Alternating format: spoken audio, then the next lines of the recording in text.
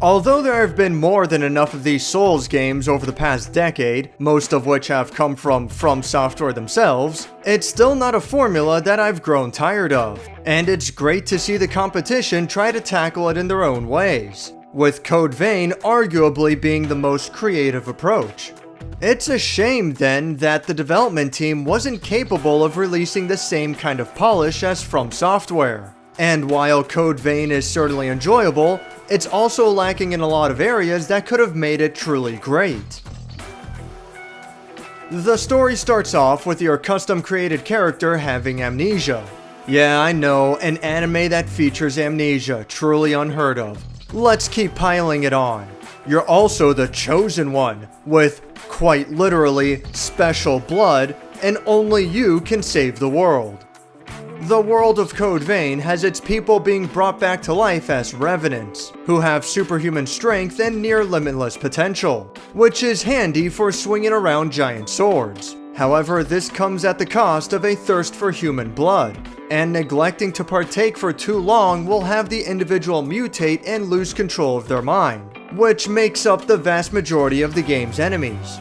For some reason, your character's blood is able to invigorate special plants found throughout the land which have long dried up, growing new blood beads to help sate the thirst of revenants and help bring order to the chaos. It would have been fine if that was the whole thing, but it gets a bit more complicated later on. What with the source of all the problems being revealed and what can be done to solve it, with plenty of edginess and your typical anime shenanigans thrown in. You won't laugh? Why would I? I've always loved your onigiri. I can't get enough. That's all. What, was that it? Well, you're in luck. Unlike in most of From Software's recent games where the story very much takes a back seat, Code Vein's plot is very front and center and constantly in your face. The game opens up with a little bit of exposition, followed by a brief but useful tutorial, and then an extended introduction, then more exposition, and yet another cutscene before finally getting to the first dungeon and the game proper, which is basically just an extended tutorial. And this never lets up. There's always another lengthy cutscene after every boss fight, sometimes before a boss fight as well, and oftentimes just sprinkled throughout the game. This is on top of the slow walk and talk segments that feature character backstories. Seriously, about half the game is just showing off the story. I'm fine with how it opens up, it's a bit long, but it's not terrible, but then it just keeps going and going. And they drag this stuff out so much. I will say that the story isn't half bad, and it's a nice change of pace to play one of these games while having solid motivations for what's going on. There's a variety of characters who all have their own goals to achieve, and there are a couple of pretty cool plot twists along the way. I mean, this stuff is contrived as hell, but go figure, it's an anime. Don't expect any exemplary writing here. You even have this overt villain that might as well have been taken out of a 1990s JRPG. The big problem I have is that this is an action game but with the pacing of a turn-based RPG. You even end up recruiting party members little by little who go on the adventure with you. And they all get their own side stories as well. If this were a slower-paced RPG with a bunch of text to read, then I might not mind so much. But the way it's pulled off here feels as though it's a clashing of genres. Right when I'm in the zone and I'm ready for more, I gotta pump the brakes and watch yet another cutscene. In comparison to Sekiro, for example, which also featured a concrete story, but that game had far fewer cutscenes and it kept them more brief, keeping the focus on the gameplay, while Code Vein straddles that line, and I'd say it's leaning pretty hard away from the gameplay. Again, it's not such a bad story, but it could have been told more succinctly. Speaking of a mixing of genres, Code Vein kind of feels like a cross between Dark Souls and Phantasy Star Online, on top of having a multi-job and sub-job system that reminds me of Final Fantasy and Dragon's Dogma. And while I do appreciate all of those games, I don't think Code Vein quite pulled it off here. For starters, the combat very heavily feels like Dark Souls. You have your light and heavy attacks, lock onto the enemies, circle strafe, and fish for backstabs. And that's really bad in this one. Fishing for backstabs was always kind of a joke in Dark Souls, but Code Vein treats it like a full-blown circus. It's extremely easy to pull off, and can very easily be chained into another one, almost infinitely. Parries and backstabs also increase your maximum MP, which this game calls Ichor, and it's used for pulling off special abilities. So the game heavily encourages the player to abuse this mechanic.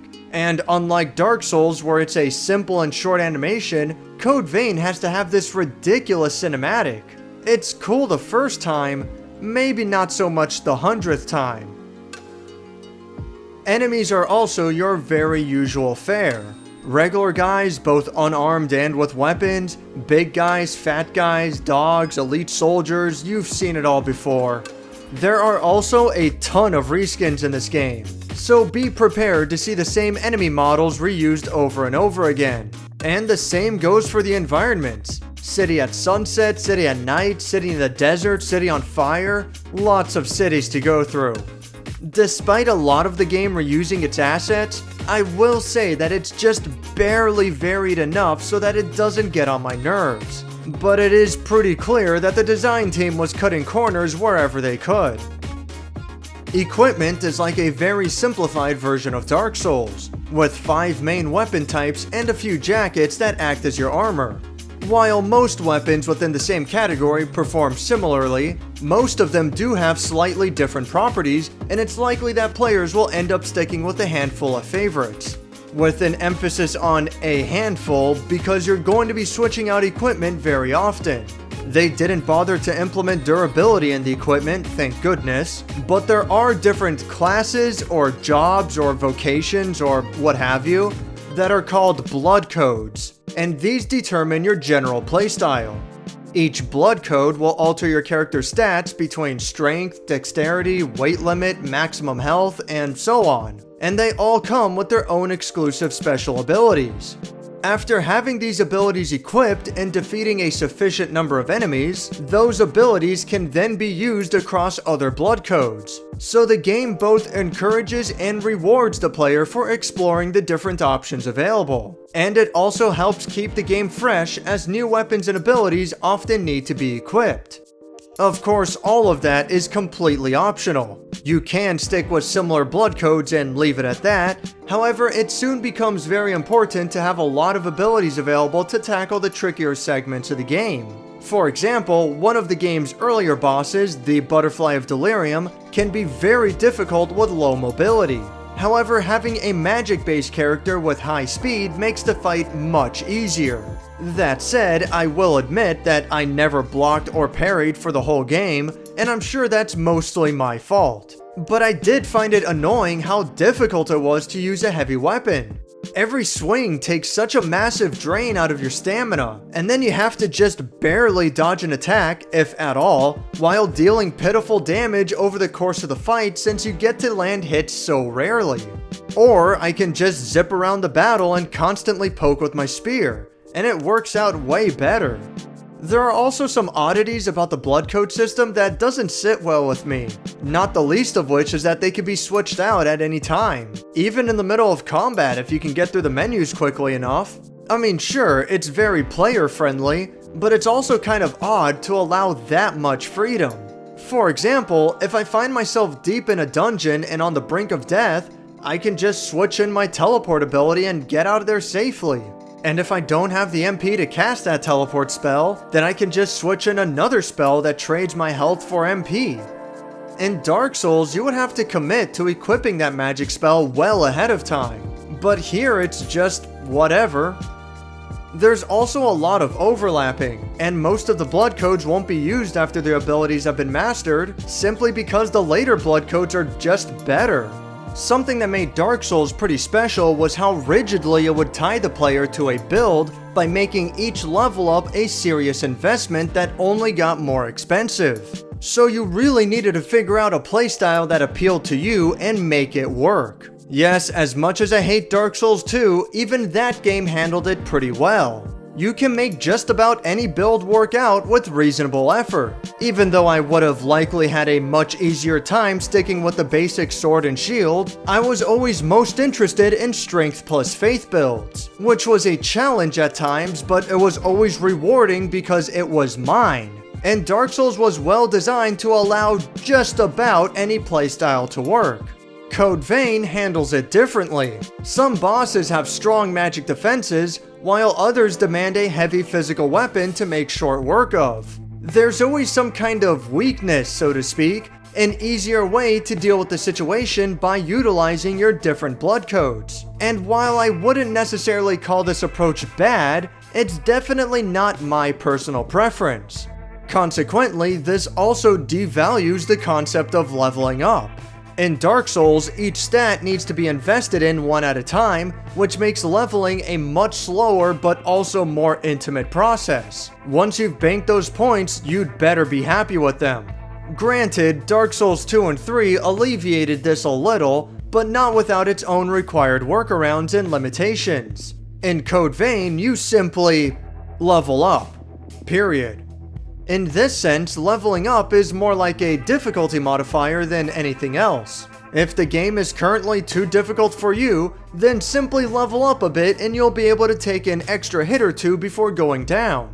Once again, much more user-friendly, sure, and you'll never feel like you need to restart the game because of some poor leveling decisions. That sounds like a net positive, but I don't know. Something about it feels thoughtless and lazy. It just seems like the easy solution rather than what could have been the more interesting one. A small addition that I found made a big difference is the inclusion of a map. At first, it's not too helpful, however areas are slowly filled out, which makes backtracking much easier, mainly thanks to the line of breadcrumbs that are left behind. I never would have thought that Dark Souls needed a map, but now I'm really interested in seeing what it would be like to have Code Vein's map implemented into those games. By the same token, however, a few of Code Vein's maps can be pretty complicated. In particular, the Cathedral of the Sacred Blood, the Crypt Spire, and the final area of the game, which is some kind of huge castle, they all have a lot of crisscrossing paths and it can be tough to find your way. The map makes this fairly easy to get through, but again, the Souls games never really needed those maps, and perhaps for good reason.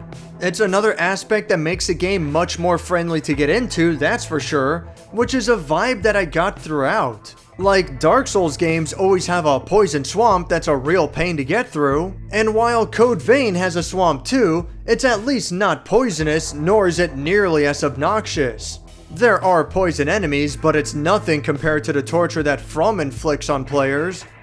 The game as a whole is also far more reasonable to explore. Again, thanks to the helpful map, but also because it doesn't try to hide its secrets behind invisible walls. I was able to find every single one of the hidden blood codes and most of the important items, such as hidden weapons and armor and upgrade materials, all without having to resort to help online. You will have to do some searching for sure, but as long as you do your due diligence and look hard enough, then it's not unreasonable to find just about everything in this game. And it feels great. It strikes that balance of fun exploration without having a bunch of absurd secrets. As for the online multiplayer, I don't even know what to say. As a host, I never had any problems, but playing as a guest with randoms was riddled with almost unplayable lag. It's exactly the same as the beta was. Every once in a while it might be okay, but the vast majority of the time it was terrible. I assume that if you have a friend and both of you are on a solid connection, then this will probably be good enough. But playing with random players might not be worth it. Compounding this is the game's absurd sense of balance. Most of the time there's not much going on and it's not too difficult of a game to grasp. However, it's also not too uncommon to suddenly run into an ambush, either as a setup in the game's natural world or as a special event where multiple waves of enemies keep piling on. Perhaps even worse is how random the damage numbers on enemy attacks can be. And just about every boss will have this one attack that'll come out very quickly and hit the player for 80% of their total health. Playing this game solo is extremely challenging, to the point where it actually starts to feel unfair. While playing the game co-op, either with an online player or with the computer, makes the game a cakewalk. Part of it being that co-op partners are able to revive each other instantly from any range and for very little cost of resources. Seriously, this stuff is practically free, and it makes dying not much of a punishment at all. I can't say I'm entirely sure how this game was meant to be balanced. There's no restriction on using AI party members, and the game seems to encourage it, but it also becomes so easy this way. I played through the whole thing solo and found it to be a moderate challenge, although there were 2 boss fights in particular, both of which came in pairs that I did not have the patience for. Most of Code Vein is just pretty bland. It has lots of interesting ideas, like the blood code system and restoring your MP just by landing normal attacks, and I love how customizable the game is, from both setting your abilities Phantasy Star Online style to the extremely well done character creator. And you know what?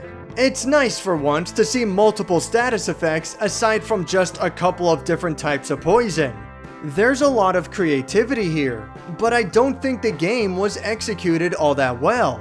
In comparison to the competition, you're much better off playing Dark Souls, Bloodborne, and Nioh before bothering with Code Vein.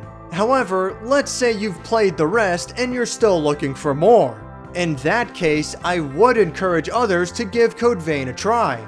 It's different enough that it should come off as refreshing as long as you're willing to forgive some of the missteps. Thanks for watching my review on Code Vein.